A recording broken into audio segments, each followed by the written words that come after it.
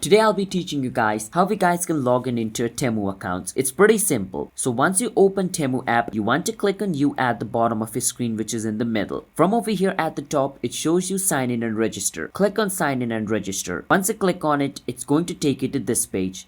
Now over here what you can do is, if you created your account using email or phone number, type your email or phone number at the top. I'm going to type in my email because that is what I use, and I can click and continue. Once I do that, since my account was created using Google, it shows me connect with Google or continue with Google. So I'm going to click on it. But if you use your mobile number, it's going to ask you to enter the login code after you enter your mobile number. So do that. Once I click and continue, it'll take me to this page. Over here, I will choose my Gmail account, which I have created my Temu account with, which is this one step. Once I click on it, my account will open up just like this. So that is basically how we guys can log in into your Temu account. It's that simple. So if you guys found our video helpful, then hit the subscribe to our channel one step for future videos just like this. I'll see you guys in my next video. Bye bye until then.